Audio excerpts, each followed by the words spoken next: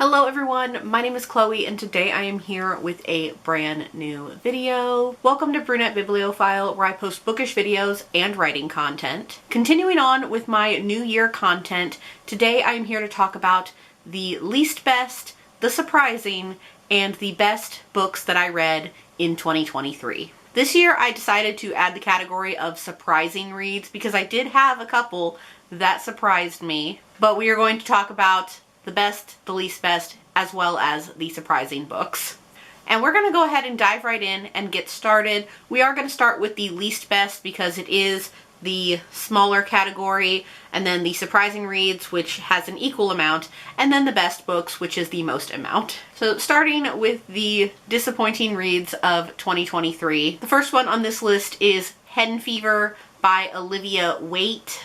I gave this book 2 stars. It is a Victorian sapphic romance, and my friend sent it to me on Kindle to try out. It's a very short read. It's a novella. It is a quirky read, but the best characters were the chickens, in my opinion. It was a little too slow, and I just wasn't very invested in the story. But when I read it, I wrote down that the ending was nice. Spoiler alert, I don't remember what the ending was at this point. So the next book on my disappointing reads is Beartown by Fredrik Backman. And this was a book that was read for book club this year, the BookTube Chicks book club. This one I gave 2.5 stars. And I recognize that I am the minority in this rating because it's a very popular book. I will link the live show that we had in the description below so you can hear more of my thoughts closer to the time that I read this. But I just remember being so bored. I don't care about hockey, or at least I don't care about hockey in this book. And there are a lot of characters to follow. Now, there is a tragedy that strikes this town and trigger warnings for sexual abuse, rape, and sexual violence.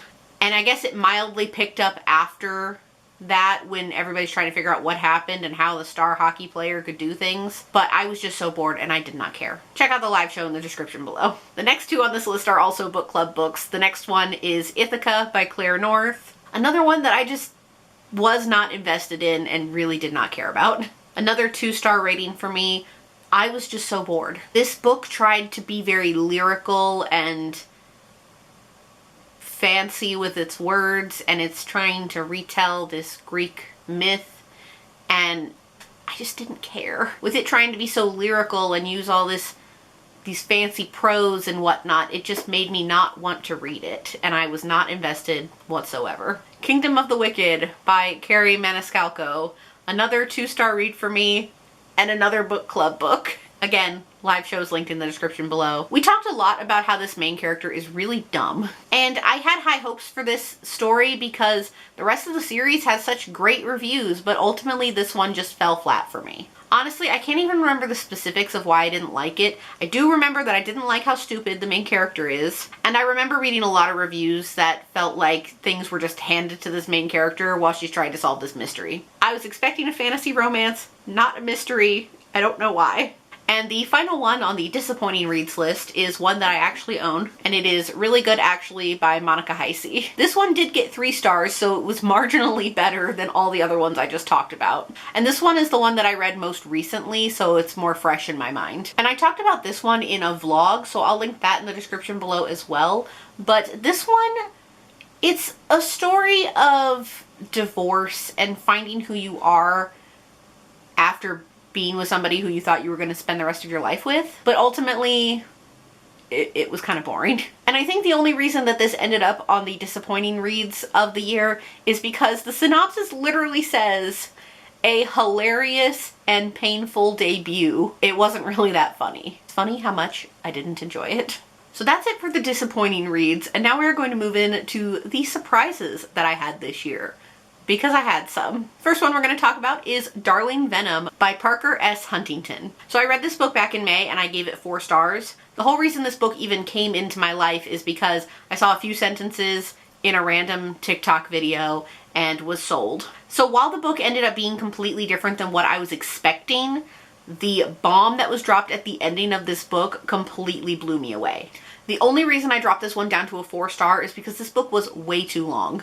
You could chop off 100 pages of this book and it would still essentially do the same thing, because the amount of times the character was like, I'm never gonna see him again, and then, oh, lo and behold, they saw each other again, was just too much for my liking, so it could not be a 5-star read. But overall, this one lands on the surprising list for being completely unexpected and blowing me away. The next one to end up on the surprising list is The Fiancé Farce by Alexandria Bellefleur. This one ends up on the surprising list because this is the second book that I have read from this author, and the first one I didn't really enjoy this much, and the first one I didn't really enjoy that much, but this one I ended up enjoying way more. The chemistry between these two characters was really enjoyable, and I'm not saying that this author is an auto-buy author for me now, but she's definitely somebody I am going to keep an eye on from now on. There is a new book coming out this year that I'm really excited for from her.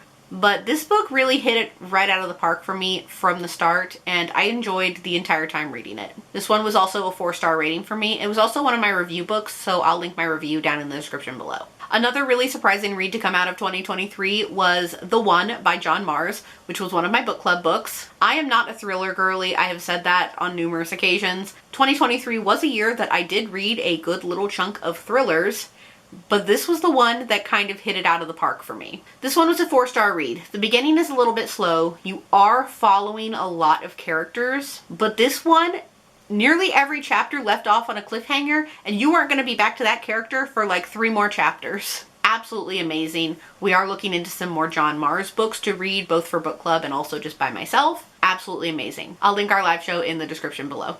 Next on the most surprising list was Romantic Comedy by Curtis Sittenfeld. And this one I had been seeing going around a little bit, and I ended up taking a chance on it from Book of the Month. I had no idea what it was about, and it turns out it is about a writer who works for this show that is basically like a fictional SNL, and she connects with one of the hosts, and then they have a falling out, and then they reconnect a few years later in the middle of the pandemic.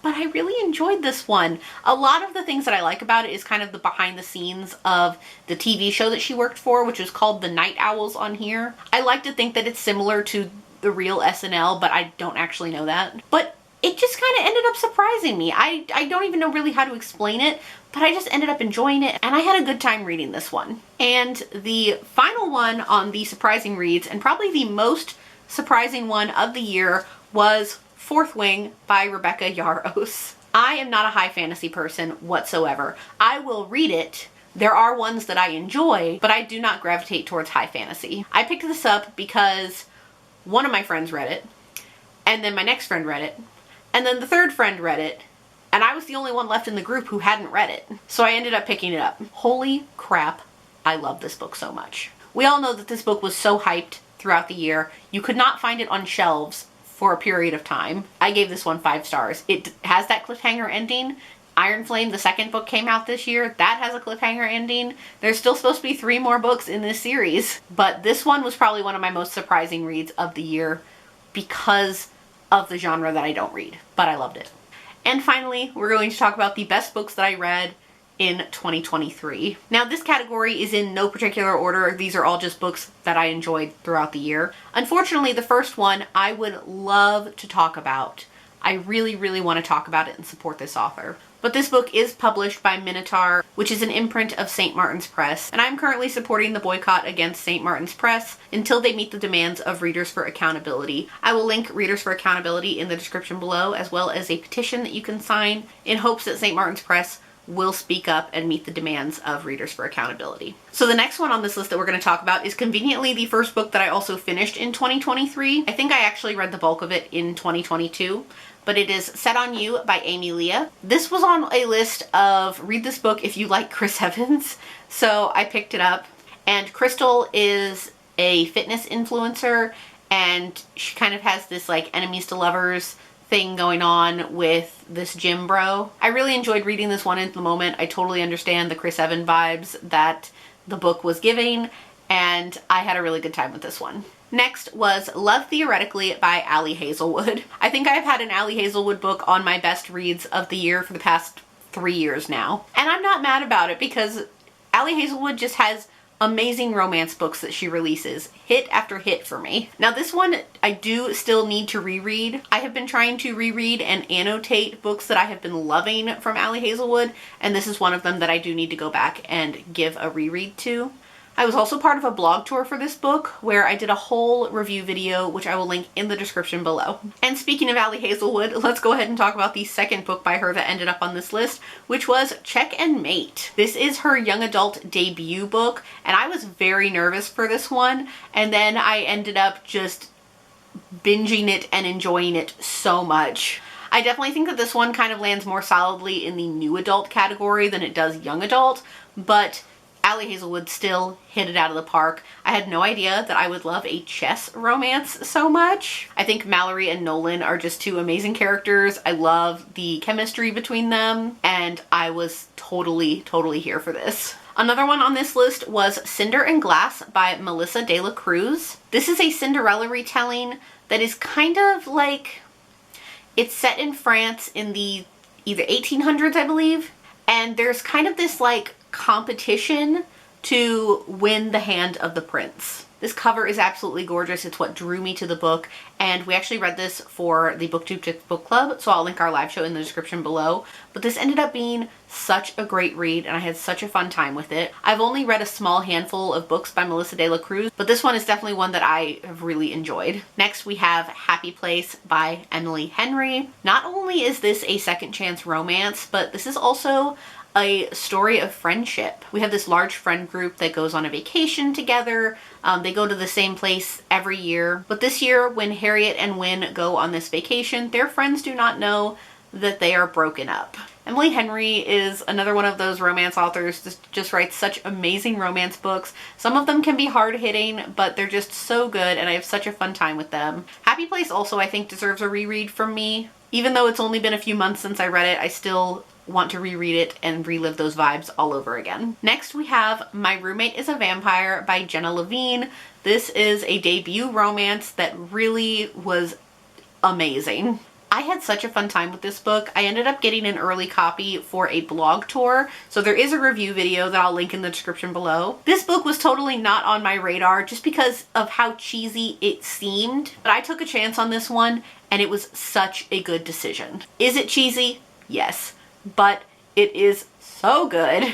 I'm pretty sure this one was going to be a 4-star read, and then the epilogue just made it a 5-star read for me just because of how sweet it was and how it implied that there could be some more in the future. I just had such a good time. I loved this one so much. And I'm so excited because Jenna Levine is going to be at Love Y'all Romance Fest next month, and I'm going to be there, and I'm so excited. Next on my best books of 2023, we have A Touch of Darkness by Scarlett St. Clair.